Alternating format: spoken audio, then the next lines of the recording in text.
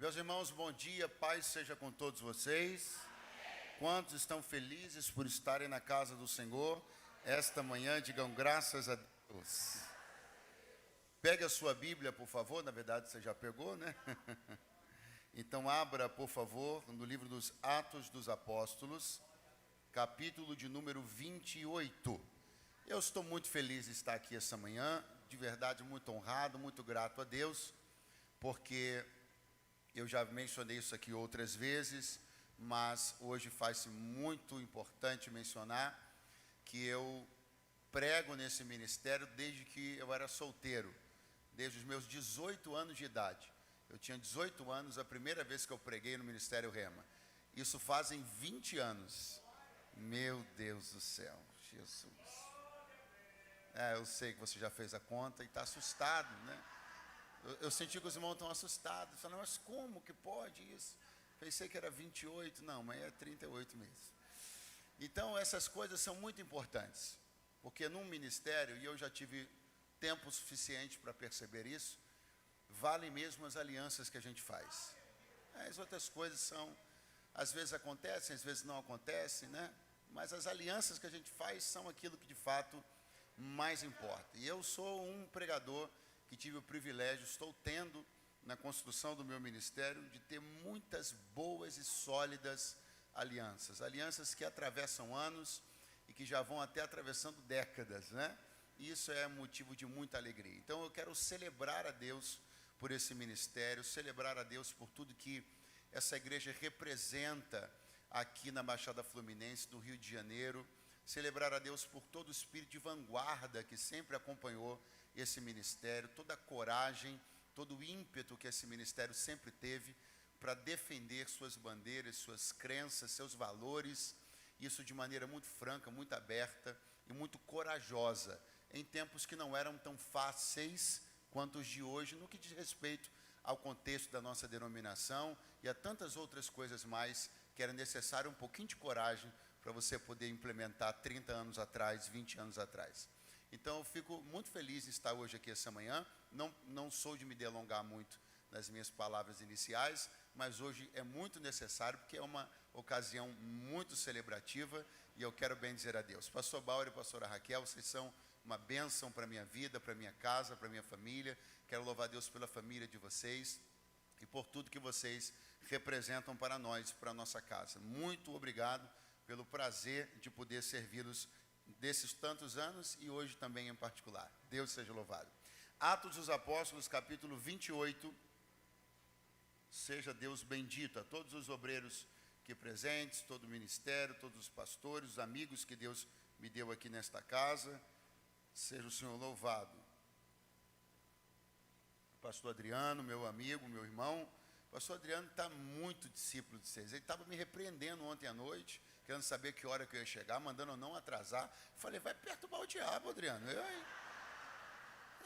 Está me fiscalizando, quer saber que hora que eu ia chegar, mandando mensagem de manhã. Ele está terrível. Vai fora. Mas isso é bom. O obreiro que vestiu a camisa. Seja Deus louvado, né? Aleluia. Só para descontrair um pouquinho. Atos capítulo 28. Feliz em rever também aqui o pastor Eli, a pastora Sandra, não é? Que também tá na mesma, uns 20 anos também que a gente está, né, caminhando. Só que a diferença é que eles me abandonaram. Mas isso é uma outra conversa. Eu não podia deixar de fazer esse pequeno comentário aqui. Mas glória a Deus. Brincadeira, gente. Sempre nos honrando e nos amando muito. Atos 28. Quem achou, diga, eu amo a Bíblia. Você vai me dar mais 10 minutos, viu, ô varão? Porque por causa dessa introdução que eu não contava com ela. Foi muito longa, então eu preciso de mais 10 minutos do tempo regulamentar que o senhor me deu, tá bom? Brincadeira. Havendo escapado, então souberam que a ilha se chamava Malta. E os bárbaros usaram conosco de não pouca humanidade, porque acendendo uma grande fogueira, nos recolheram a todos por causa da chuva que caía e por causa do frio.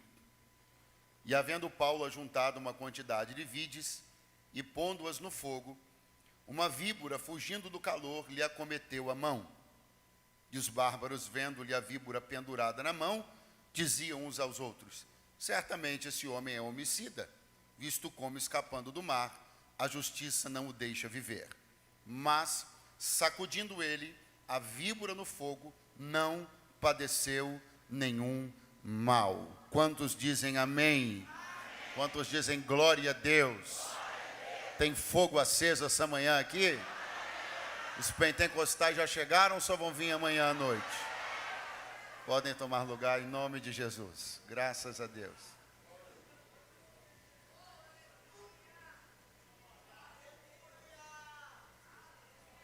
Quem está animado, empolgado para continuar ouvindo a voz de Deus, diga eu. Coisa boa. Meus irmãos, essa história bíblica é muito bonita, muito maravilhosa. Paulo estava indo para Roma, porque ele próprio havia solicitado que, como cidadão romano, pudesse ser julgado na mais alta corte do império. Então ele disse: eu apelo para César. Então, vai fazer uma viagem a Roma, e essa viagem vai ser muito conturbada. O capítulo 27 conta que, após algumas situações, Paulo e a embarcação onde ele estava vai sofrer um naufrágio. Mas ele havia dito pelo Senhor que não morreria ninguém ali naquele naufrágio, e que apenas bens materiais se perderiam ali. Pois bem, então, todos aqueles homens, uns a nado, outros, segundo diz a Bíblia, apoiados nos destroços do navio, eles vão boiando, nadando e dando o seu jeito até chegarem a uma ilha. Diga comigo, ilha, chamada Malta. Paulo vai chegar a essa ilha e, como não poderia ser diferente, mesmo numa condição de um náufrago, ou mesmo na condição de um náufrago, Paulo ainda assim vai ser boca de Deus, instrumento de Deus, ferramenta de Deus. Uma pessoa que chega sobrevivendo de um naufrágio, mas não está tomado de autocomiseração, de autopiedade, mas está entendendo que mesmo chegando na condição que está chegando, mesmo chegando onde está chegando, mesmo chegando do jeito que está chegando, quem foi levantado para ser instrumento de Deus, é instrumento de Deus de qualquer maneira, em qualquer lugar, de qualquer forma. Ele chega escraquelado, ele chega ralado, ele chega, mas levanta e diz: Senhor, já que eu estou aqui na ilha, na água, no barco, eu vim aqui para ser usado pelo Senhor e vamos embora. Glória a Deus. Agora é maravilhoso perceber que Lucas, escritor do livro dos Atos dos Apóstolos, diz que eles chegaram a uma ilha. Eu já pedi para você repetir, eu sei bem, mas quero que você repita de novo. Diga, ilha. Muito interessante, porque se você participou dessa aula de geografia, né? Talvez você estivesse comendo uma merenda nessa hora, oh glória a Deus. Mas se você se lembra, se participou dessa aula de geografia, você vai se lembrar que a sua professora escreveu lá no quadro de giz, meu Deus, aleluia. Quem lembra do quadro de giz? Senhor, que maravilha. Escreveu lá no quadro de giz: ilha, porção de terra cercada por todos os lados. Vamos de novo, diga, ilha, porção de terra cercada por todos os lados. Há algumas profecias no Antigo Testamento designadas a algumas ilhas, aonde os profetas costumavam pensar essa questão em particular que a ilha tem, a questão do julgamento de ser inacessível. É muito interessante perceber que se existe um aspecto na ilha, é o fato de que ela está isolada. Diga comigo, isolada. Ela está cercada pela água, mas não dominada pela água, não invadida pela água.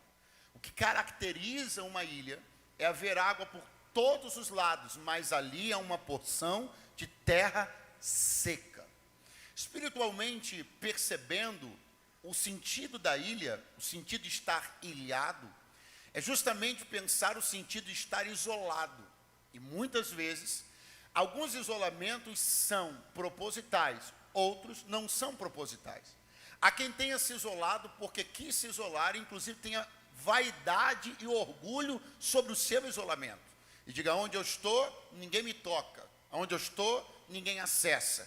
Pode ter água me cercando, mas aqui é porção de terra seca. Talvez você conheça alguma pessoa, que inclusive você pode ter feito algum esforço, para que ela estivesse hoje aqui, se molhando junto com a gente, nadando junto com a gente, mas ela está arrogantemente batendo no peito, dizendo que é uma ilha, uma porção seca, que não vem, que não alcança, que não atinge, né? Que isso tudo é uma grande besteira. Mas eu acho maravilhoso perceber que o autor dos Atos dos Apóstolos, Lucas, diz uma coisa linda, ele diz assim: chovia. E eu fico olhando a vaidade da ilha, dizendo, sou porção seca, e a água está ao redor e não chega. Aí eu vejo Lucas dizer, chovia. E eu começo a perceber que não adianta, porque por mais que alguém possa ter se isolado e se julgue inacessível, barrando as águas ao seu redor, ninguém contém a água que vem de cima. Então pegue a mão de alguém do seu lado, dá uma palavra para animá-lo, diga assim, tem uma porção de terra seca sendo visitada pela chuva de Deus na manhã desse dia. Alguém está isolado, mas o Senhor me trouxe para dizer, eu vou chegar lá também.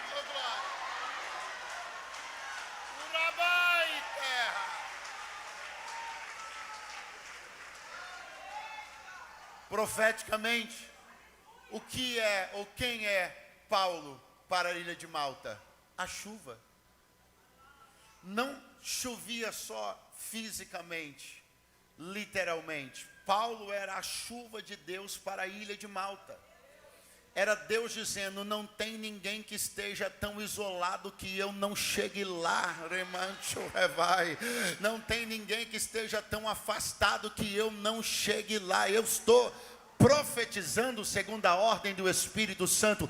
Alguém será alcançado, alguém será tocado, alguém será contagiado, em nome de Jesus. E quem acredita, diga amém. Agora veja. Porque Lucas está assim dizendo, havendo escapado. Então, souberam que a ilha se chamava Malta. Então veja a ordem das coisas. Havendo escapado. O que aconteceu primeiro? Escaparam. O que aconteceu depois? Ficaram sabendo que a ilha se chamava Malta. Então vamos de novo. O que aconteceu primeiro? Diga, escaparam. E depois ficaram sabendo o nome da ilha. Está claro para você isso? Por que eu estou colocando bem explicadinho assim? Para você entender que nessas circunstâncias pode. Pode o quê?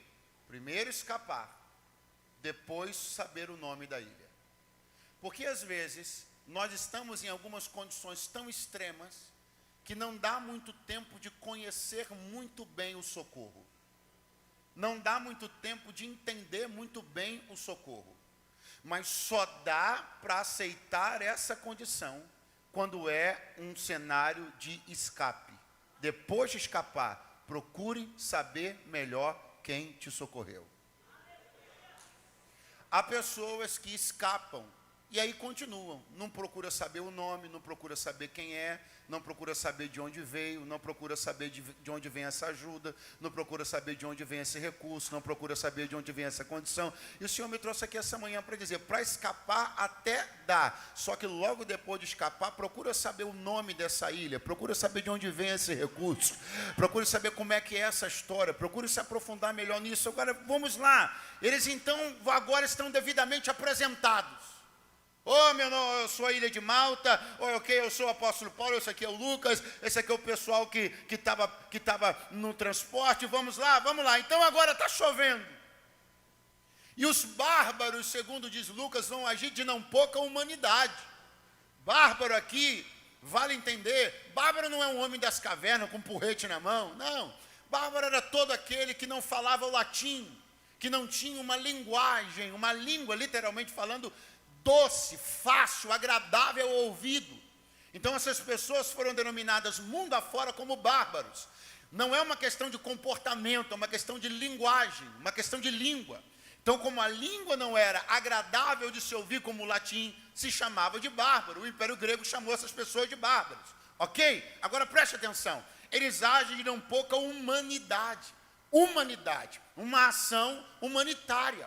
Uma ação cortês. uma ação agradável, uma ação humanitária. Tudo que o homem pode fazer na carne é ação humanitária.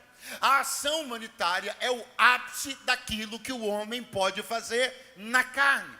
A igreja, ela tem até suas facetas humanitárias.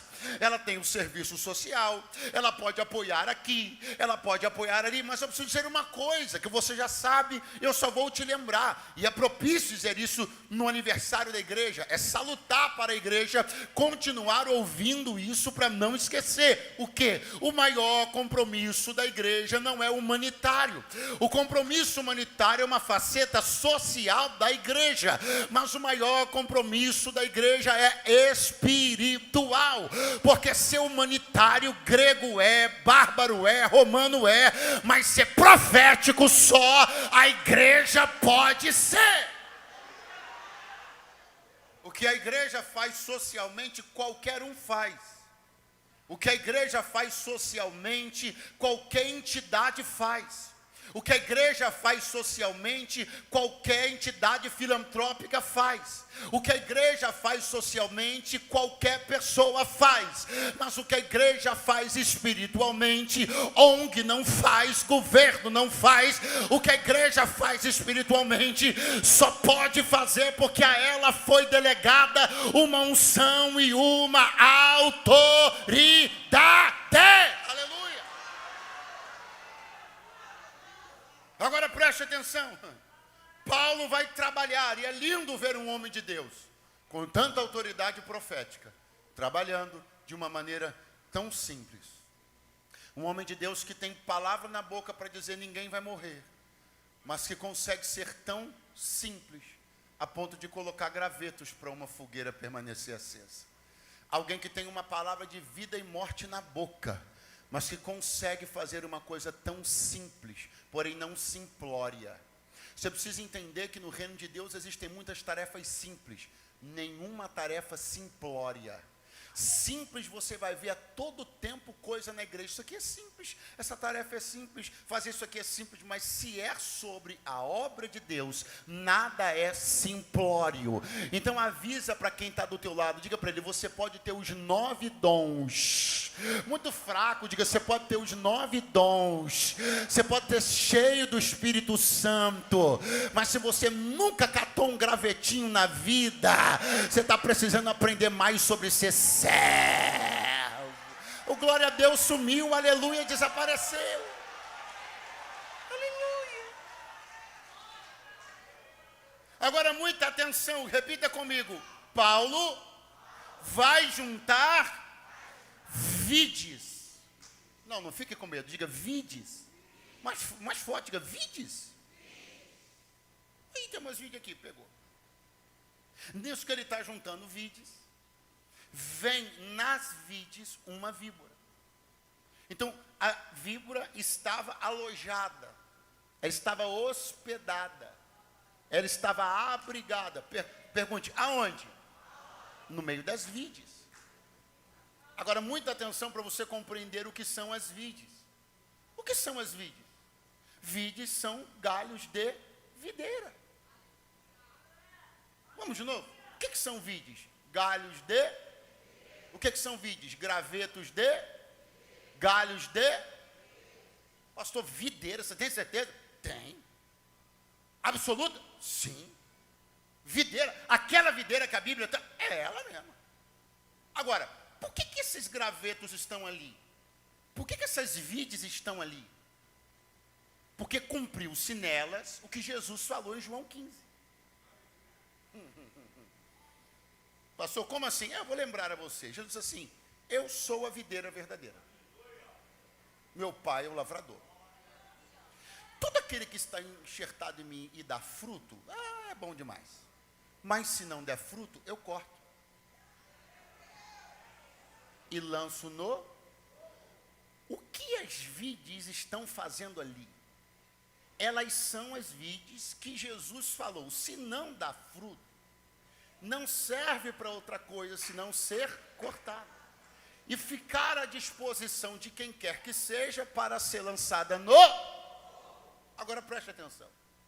Quem é que fez as vides de hotel? A víbora. Quem fez a vide de hospedagem? A víbora. Volte para o texto de Jesus, porque se tu não arrepiar agora...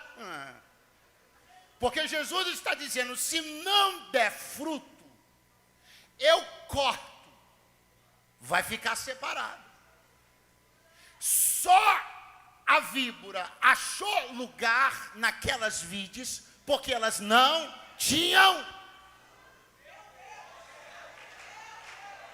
Então não vai embora, porque eu tenho duas notícias para te dar. Uma notícia para te dar, você só tem duas opções. Quantas? Muito fraco. Quantas? Ou você dá fruto, ou vai virar hotel de serpente. Chacoalha alguém que está do teu lado, fala para ele assim, frutificar não é perturbação de pastor, não. Dar fruto é obrigação de quem não quer virar hospedagem de serpente. Porque diga para mim, se você começar a investigar a fundo, as pessoas que hospedam as víboras, os crentes que são hotel de víbora, procure a fundo se você acha fruto nele. Não tem. Quem não frutifica no reino de Deus se torna acomodador de víbora. Quem não frutifica no reino de Deus se torna pousada de serpente. Mas ele não me lavou, ele não me chamou, ele não me levantou para eu me tornar hotel de víbora. Tem fogo de Deus essa manhã aqui. Tem fogo de Deus essa manhã.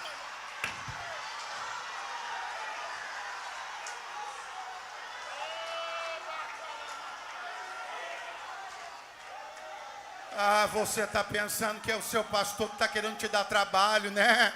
Ah, você está pensando que é o seu líder que está querendo ficar te perturbando, te botando em escala, né?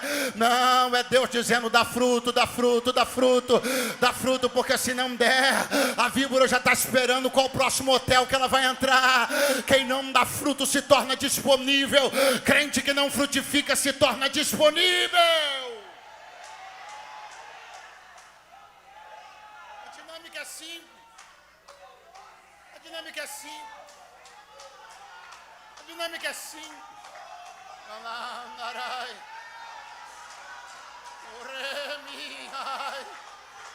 Esse assunto é muito sério. Mas alguém não compreendeu a seriedade desse assunto ainda. Alguém ainda está pensando que frutificar ou não é uma questão de trabalhar ou não, fazer ou não, atender ou não escala. Você não está entendendo. Glorifique a Deus por todas as pessoas que Deus está usando para provocar você, para insistir com que você não seja um crente infrutífero, porque essas pessoas estão te dando livramento de se tornar hospedagem de serpente. Aí depois não reclama. Depois não reclama. Depois que as víboras estiverem rodeando você, não reclama.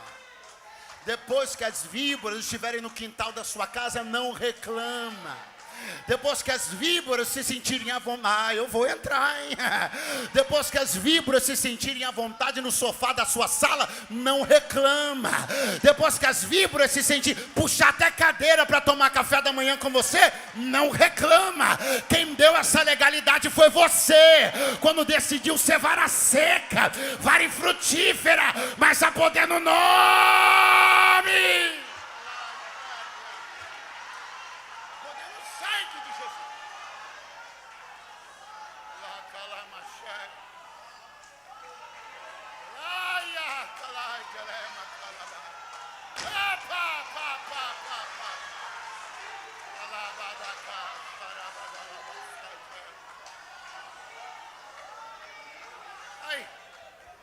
Ali a víbora, hospedada no meio das vides que resolveram não dar fruto.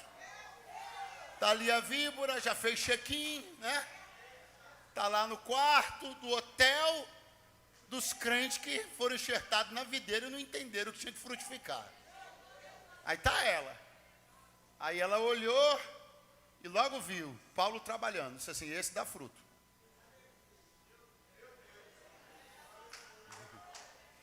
E o que ela vai fazer? Ela vai sair do hotel, e vai morder a mão de Paulo. Compreenda que nós temos uma situação aqui muito interessante. Porque os que não trabalham, as vides que não dão fruto, ela se torna hotel. Os que trabalham, ela ataca. Quem está aí? Quem está aí? Aí é muito difícil. Você não entendeu, você achou que por estar sendo atacado, tinha alguma coisa errada com você. Não tem nada errado não. Está tudo certo. Quem não está sendo atacado é porque já virou o hotel. Não, eu vou de novo. Quem não está sendo atacado é porque já se tornou o hotel. A víbora está acomodada lá. Se ele está te atacando é porque você trabalha. Agora repare bem, Paulo será acometido na mão. Aonde Paulo será acometido? Não nos pés, não no abdômen, não no peito. Paulo será acometido na mão. Não é difícil entender, é muito fácil inclusive. Por que ele será acometido na mão? Porque são suas mãos que estão envolvidas no trabalho. Então a víbora vai acometer a parte do corpo de Paulo que está mais envolvida no trabalho. Mas não é só por isso. Não é só pelo trabalho dos gravetos, é também pelo trabalho da pena. É também pelo trabalho da caneta. É também porque tem cartas que ainda vão ser escritas. Pega a mãozinha de alguém que está do teu lado e diga assim para ele: a víbora não morde qualquer lugar. Ela procura te afetar na parte do teu corpo que está sendo útil agora e que ainda será muito útil. Mas assim diz o Senhor: se há cartas para escrever, se há trabalhos para realizar, tu vais sacudir essa víbora e vai jogá-la no fogo, porque ela não vai te atrapalhar.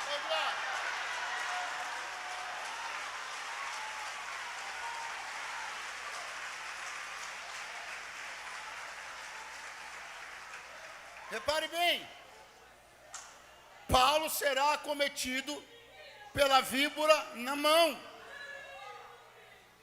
E agora pensa nessa cena aqui, irmão. Está o homem de Deus com uma víbora agarrada na mão dele. E diz a Bíblia que ele vai sacudir. Sacudir. Pense, eu preciso que você entenda aonde nós estamos. Paulo não está sozinho numa fogueira. Todo mundo foi para perto da fogueira. Todo mundo que estava no barco, molhado, com frio, chovendo. Esse povo todo sai, e mais o pessoal de Malta, que estava todo mundo com frio. Então estava lotado de gente perto da fogueira. Lotado. Avisa o teu vizinho, estava lotado. E isso muda tudo. Por quê, pastor? Porque muda tudo. Porque se você tem uma víbora agarrada na sua mão e muita gente ao seu redor, primeira coisa que você quer fazer é se livrar dela. Mas a segunda coisa que você tem que pensar, você não pode se livrar dela de qualquer jeito. Porque dependendo de como você se livra dela, mas joga ela para alguém.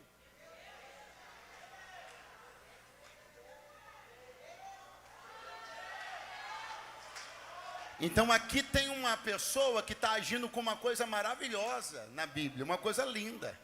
Aqui tem um personagem que ele não é o egoísta. Aqui tem um homem de Deus que ele não está preocupado só em se livrar. Ele não está preocupado só em se livrar. Ele vai sacudir a víbora e vai jogar ela no fogo. Porque o que ele está dizendo é o seguinte: nem a mim, nem a ninguém que está perto de mim. Pega na mão de alguém que está do teu lado e diga: o livramento que você vai viver não é para transferir o perigo para outro, é para se livrar dele de uma vez por todas. Não há sentido que eu me livre expondo você. Eu não me livro prejudicando você. Eu não me livro expondo você. Eu não me livro colocando risco em você. Eu me livro e fico livre, você também. Você também, você também, você também.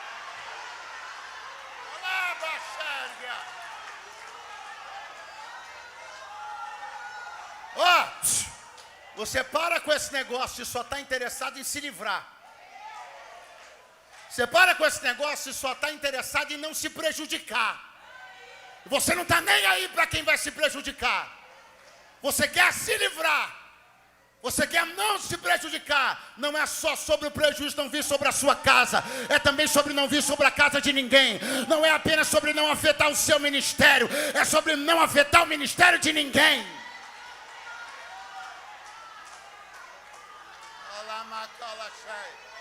Então diga para umas 3 pessoas: sacode no fogo, não joga para cima de mim não. Fala para ele: sacode no fogo, não joga para cima de mim não. Porque o que você não quer para você, eu também não quero para mim. O que você não quer para tua casa, eu também não quero para mim.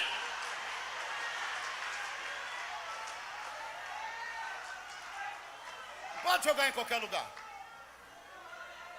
Pode jogar em qualquer lugar. Olha cá. É simples assim. Víbora, agarrada na mão, apegada à mão. Se apegou à mão, o que aconteceu? Ela mordeu. Mordeu o quê? Diga, a carne de Paulo. Fala para o seu vizinho: a víbora pôs os dentes, pôs a presa. A presa, explica para ele para entender, a presa, pontiaguda, na carne de Paulo.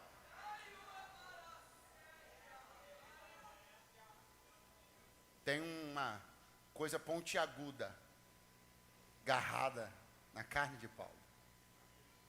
Ele vai fazer assim, ó.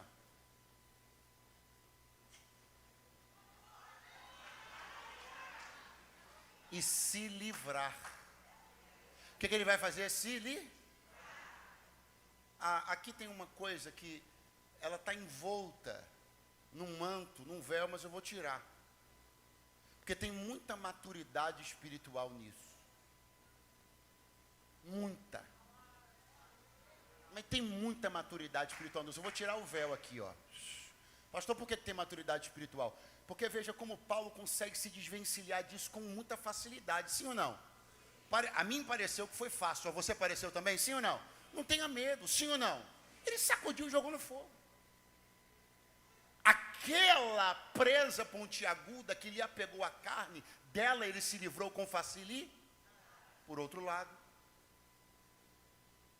ele disse: tem um espinho na minha carne, que eu sacudo.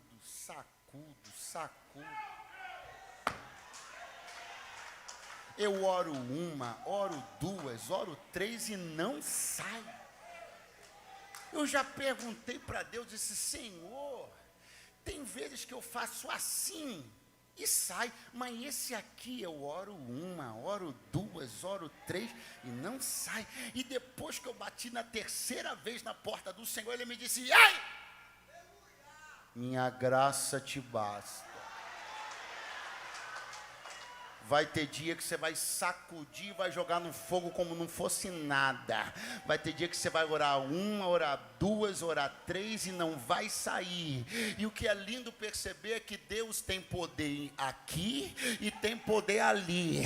Ele pode fazer aqui e pode fazer acolá. Mas o véu da maturidade que eu disse que ia tirar, eu tiro agora. Por quê? Porque o que Paulo está ensinando é o seguinte: tem espinho que eu tiro, tem espinho que não sai, tem espinho que Deus remove, tem espinho que Deus não remove, tem víbora que sai, tem espinho que insiste, tem coisa que eu resolvo, tem coisa que eu vou ter que administrar o resto da vida, mas eu continuo dizendo que Ele tira víbora, Ele tira espinho, Ele cura enfermidade, Ele ressuscita mortos, mesmo quando Ele não quiser fazer por mim, eu vou continuar dizendo que Ele faz.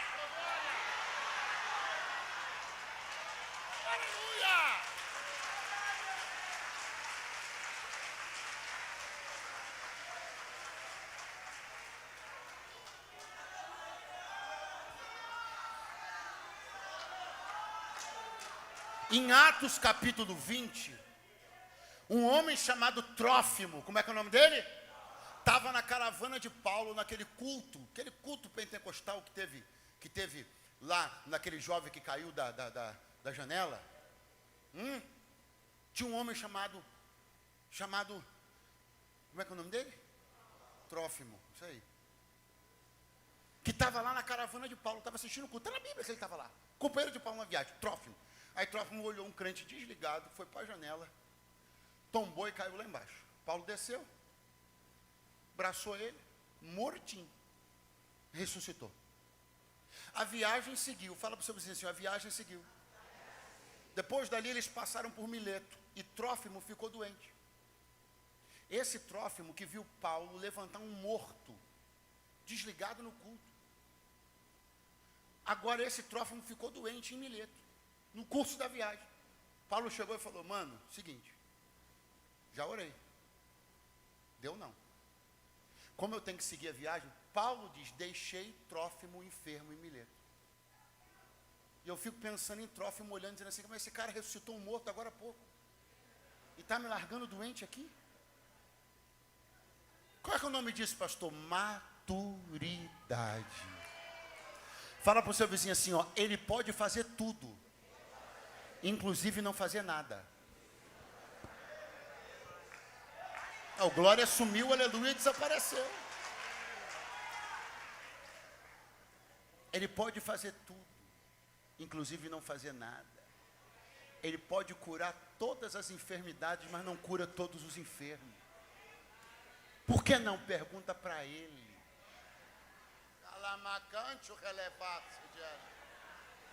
Hoje eu sacudo víboras e as jogo no fogo, mas eu sei que tem espinho que simplesmente não sai. Mas eu vou continuar dizendo que ele pode, ele tem, ele é grande, ele é forte, ele é Deus de milagre, ele socorre, ele levanta, ele prospera. Eu vou continuar falando a mesma coisa. Quem é que está escrevendo o livro dos Atos? Quem é o escritor? Diga Lucas. Lucas não é um escritor apenas, ele é uma testemunha ocular. Ele estava lá, estava no naufrágio, estava na ilha de Malta, ele é um companheiro de Paulo. Lembra que Paulo falou, só Lucas está comigo. Então ele foi um companheiro durante uma boa parte da vida ministerial de Paulo. Ele escreve como testemunha ocular. Só que o que é maravilhoso é que nós temos um caso aqui. Pergunte, de quê? Emergência médica. Sim ou não? Ué, como não? Uma víbora, gente, venenosa, acometeu a mão de um homem. Isso aqui é caso de emergência médica.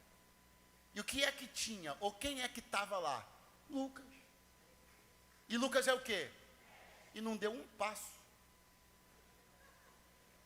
Eu achei que ele ia pegar, Tito, a malinha de ferramenta de primeiro socorro, já sai correndo. Mas eu não vi ele correndo. Pastor, mas ele não deve ter dado tempo. Não deu, tanto deu tempo que a Bíblia diz que os caras ficaram de olho, dizendo assim, vai cair, vai inchar. Vai cair, vai inchar. E eu estou vendo Lucas no mesmo lugar.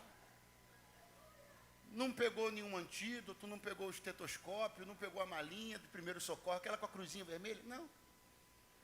Pastor, onde só quer chegar? Não, eu já cheguei. Você está estranhando muito o socorro que não está vindo, não está? Pergunta para o seu vizinho, tu está achando estranho, não está? O socorro que não está vindo? Mas eu quero convidar você a observar essa cena por um outro lado. Porque Lucas não pode ser, não nesse caso, acusado de negligência médica. Se fosse um outro, ele tinha que ter socorrido. E se não tivesse socorrido, teria sido acusado de negligência médica. Mas ele não está parado porque é negligente. Ele está parado porque ele sabe que quem se deu mal foi a víbora. Pega a mão de alguém que está do teu lado, chacoalha ele e diga assim, sabe por quê? Algumas pessoas não estão correndo para te socorrer, é porque elas estão confiando mais na tua capacidade de resolver isso do que você. Elas estão crendo que o teu Deus fará. Tu está esperando o médico correr e o médico está crendo mais que tu pode resolver isso do que você. Então escute, todo socorro que não vem é Deus dizendo, o socorrista sabe que tu tem graça de Deus na vida.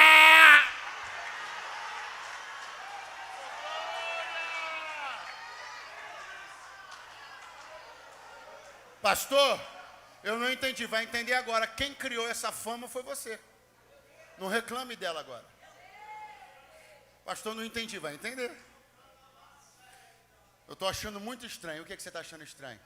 O pessoal da minha família está vendo que a coisa deu uma apertada. Poxa, ninguém vem para oferecer nada. Ué, quem construiu essa fama foi você. Porque não é você que diz que Deus faz?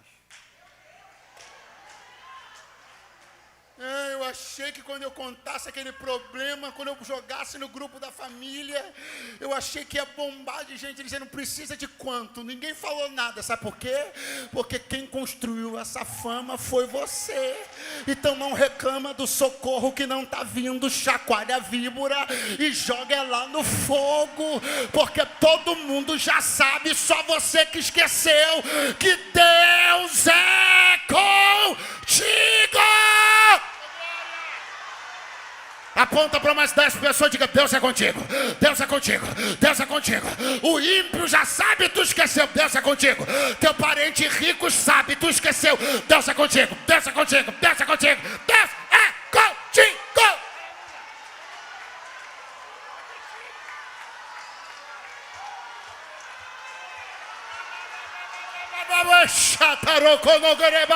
Aproveita para o Senhor renovar a tua fé.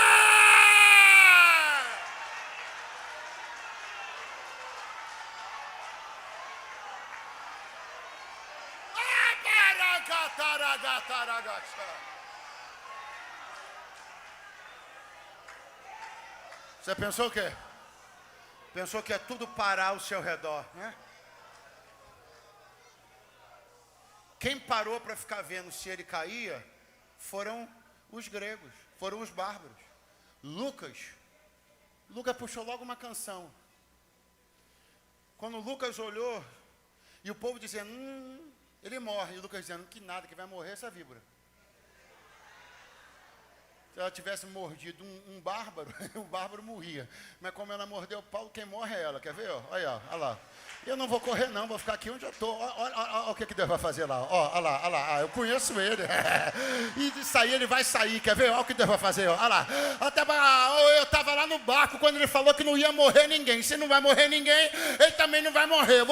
Eu não vou nem sair daqui, porque é que eu sei o que Deus vai fazer. Olha lá. Ih, jogou no fogo. Olha lá, tá de pé. Olha lá. Olha ali, de pé. Olha lá.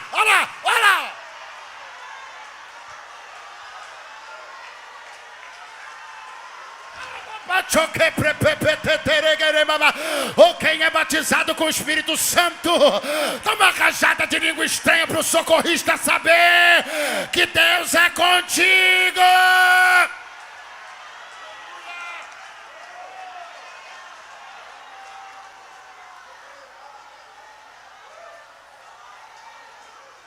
É importante você se lembrar que quem construiu essa fama foi você. Então você é responsável. Não é você que fica cantando alto. Não é você que sobe o som para incomodar os vizinhos. Incomodar não, para contagiar os vizinhos. Mas não é você que bota texto da Bíblia logo de manhã no grupo da família. Não é você que quando está tudo bem faz uma selfie, bota no grupo da família, Deus é comigo, aleluia. Então agora que o pau está cantando na casa de Noca, ninguém vai sair para te socorrer, porque eles sabem que você costuma crer que Deus faz. Então agora segura o teu rojão. E olha lá. Ei, os bárbaros. Ei, ixi, rapaz, esse cara aí é ruim demais, hein? Deve ser homicida. Porque acabou de escapar agora da fúria do oceano. Chega numa ilha. A justiça não está deixando ele viver não, rapaz. Aí lá. Aí um olhou e falou, tu acha o quê? Ele falou, eu acho que morre. Outro falou, eu acho que antes de morrer incha.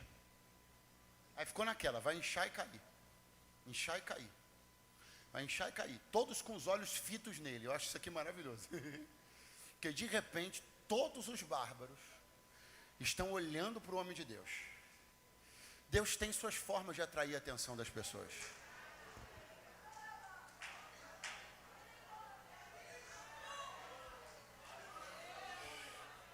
Pastor, não sei porque isso foi acontecer comigo. Não sabe? Pois eu vim te responder. É porque Deus precisava atrair a atenção da ilha toda. Mas não podia ser com outro, não. Tinha que ser com gente de fé igual você. Então algumas coisas só aconteceram contigo porque Deus precisa capturar olhares que estão dispersivos. Gente que está olhando para o lado errado.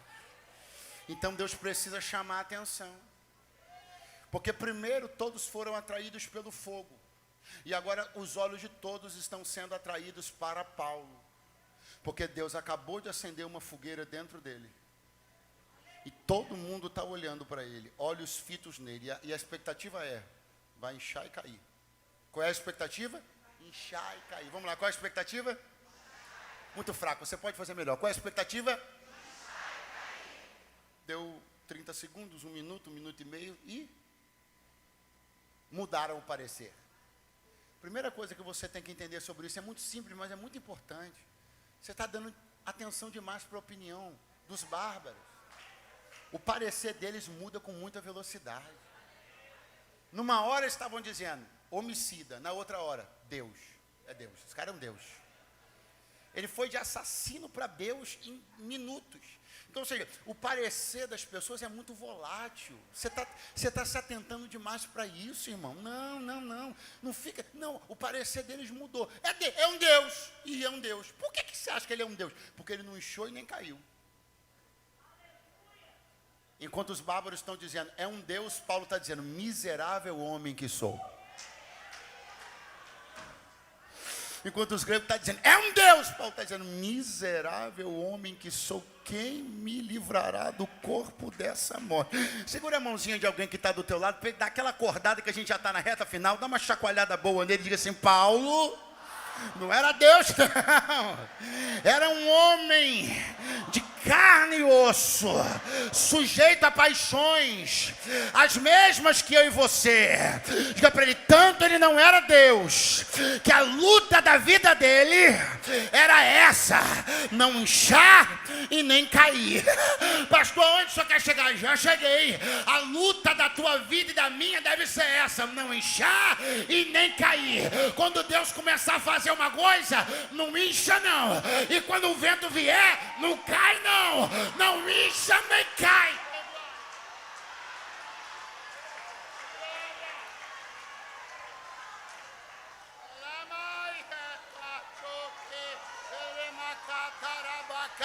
Ó, dedinho de profeta para umas 5 pessoas, diga, não incha nem cai, não incha nem cai, não incha nem cai, nem incha nem cai.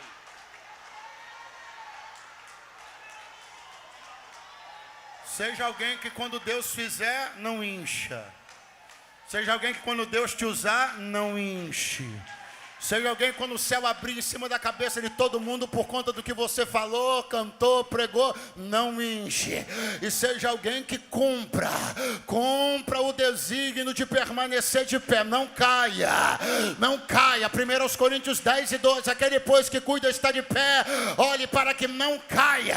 Uma geração de tanta gente está caída. Deus me trouxe para dizer, não caia, pastor, mas o cair é do homem, é verdade. Então pensa resolutamente, eu não vou cair, e decida não cair.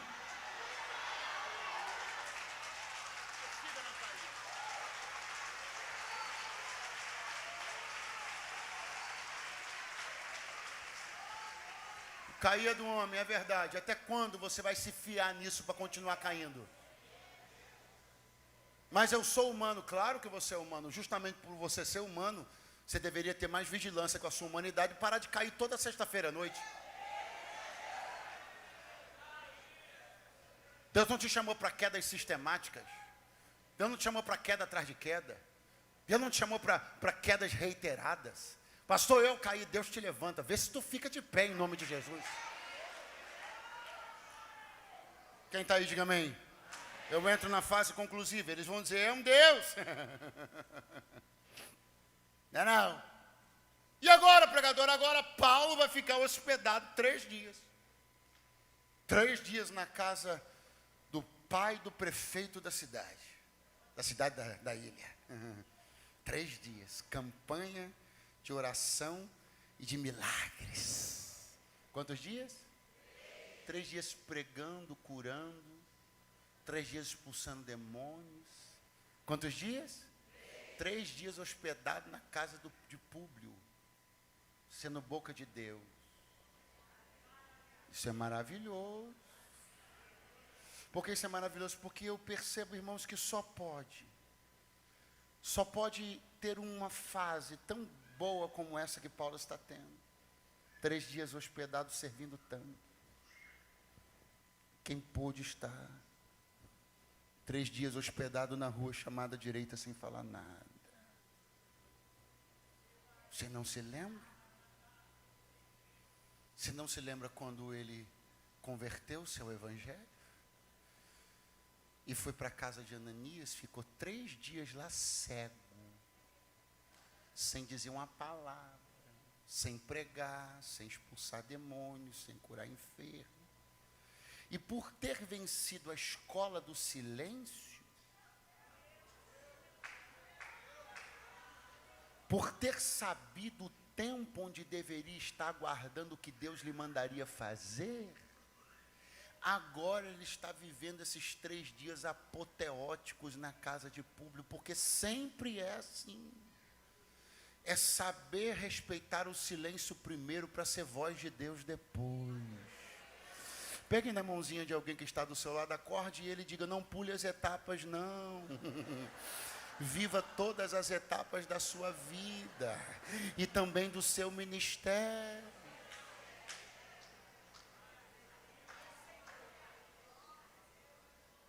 Quando a fogueira foi acesa pelos bárbaros, todo mundo se juntou. E por que todo mundo se juntou? Porque era bom estar ali, era quente estar ali, era agradável estar ali. E de repente aconteceu o que você já sabe. Vem uma víbora, acomete a mão de Paulo, passa-se o tempo, e agora ele está dentro da casa de Públio, e vai começar a vir gente de novo. Gente. E eu aprendo 2 lições finais aqui. Primeira, Deus trocou a fogueira de lugar. Porque fogo sempre vai atrair. O fogo primeiro atraiu as pessoas ao redor dele por causa do frio. Deus apagou aquela fogueira e acendeu uma nova fogueira dentro da casa de Públio. O povo começou a vir, porque onde tem fogo, o povo chega. Não, os pentecostais vão vir, eu acho que só amanhã, né? Vamos de novo. Aonde tem fogo, o povo... Chama o pessoal da banda, porque quando começa a tocar os instrumentos, todo mundo acha que vai acabar. Então é uma boa, vem. Mas é sério, vai acabar de verdade. Então onde tem fogo, o povo... Então se não tem gente chegando, deve ser porque não tem fogo aceso. Porque onde tem fogo, o povo chega. E Paulo agora está naquela nova fogueira, uma fogueira pentecostal. Normalmente quando a gente fala a palavra pentecostal, os pentecostais costumam reagir. Vou tentar de novo. Então, uma nova fogueira, uma fogueira pentecostal. E o povo começa a ser atraído. E Paulo começa, impõe a mão em um, impõe a mão em outro. E tem muita gente sendo curada. Tem muita gente sendo, inclusive ele. Porque o Espírito de Deus está dizendo assim: você não é um obreiro que só atrai víboras. Você não é um profeta que só atrai víboras. Você anda pensando que alguma coisa de muito errado deve estar acontecendo, porque o tipo de víbora que você andou atraindo, alguma coisa errada deve estar acontecendo, o tipo de violência, o tipo de coisa que andou acontecendo, você deve estar achando que alguma... Agora, olhe Paulo, olhe nos olhos dessas pessoas ao seu redor, veja como elas precisam de mim, veja como elas estão precisando de você, veja como você pode servi-las, veja como você pode abençoá-las, veja como você pode ser profeta sobre sobre elas. Veja como você pode ser boca minha para a vida de cada uma delas. Eu estou te curando. Eu estou te dizendo que você atrai gente boa também. Você atrai gente honesta também. Você atrai gente pura também. As víboras vêm porque elas existirão sempre, mas você continua acreditando que também tem gente boa, também tem obreiro bom, também tem amigo fiel, também tem gente honesta, também tem gente santa, também tem gente crente, também tem gente comprometida com a palavra, também tem. Acorda alguém que está do teu lado, você vai botar ele de pé já já, mas agora sacode a mãozinha dele e diga: Deus te trouxe aqui para te curar, porque não é só de víboras que o ministério vive, não. Tem gente boa perto de você.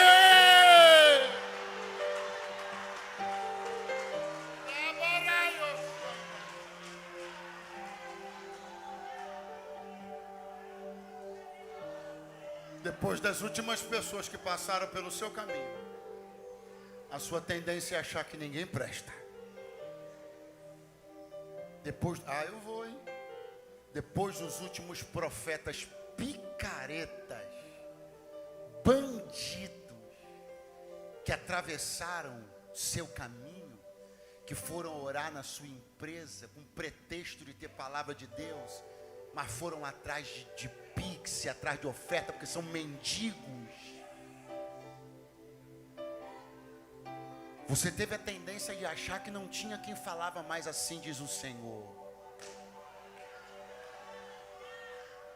Depois das tantas pessoas que você andou conhecendo e que cruzaram o teu caminho, havia até essa manhã uma forte possibilidade de que você se tornasse alguém descrente na vida, descrente nas relações, descrente na igreja. Você até andava decidido a se tornar crente online, aleluia. Mas o Senhor hoje te trouxe para te dizer: eu te quero no meio do meu povo. Porque culto virtual é para doente, para quem está acamado. Você está doente? Você está acamado? Cuidado, olha, eu vou dizer uma coisa, que muito cuidado, você que anda optando por ser crente pela internet, sem necessidade, cuidado que você pode acabar tendo uma necessidade. Pastor, se eu ver esse agoreiro, não, é profeta mesmo, é que às vezes parece. O Senhor está dizendo: eu te quero no meio do meu povo. Porque não é porque a víbora saltou do meio das vides que todos são víboras. Por favor, eu preciso que você olhe para alguém do seu lado e diga para assim: você não está cercado só de víboras, não. Tem gente boa, tem gente crente. O restante do pessoal, pode me ajudar? O restante, baterista? Economiza essa baqueta, não, meu filho, vai, aleluia. Diga para alguém que está do seu lado: e tanto isso é verdade, que Deus colocou gente boa do teu lado hoje. Olha aí que maravilha. Vai levantando ela do lugar dela, vai ficando de pé, porque Jesus vai curar teu coração hoje. Vai ficando de pé, porque Ele vai sarar tuas mãos hoje. Vai ficando de pé, porque Ele vai sarar teus pés hoje. Vai ficando de pé, porque Ele vai sarar tua alma hoje. Vai ficando de pé, alabacai.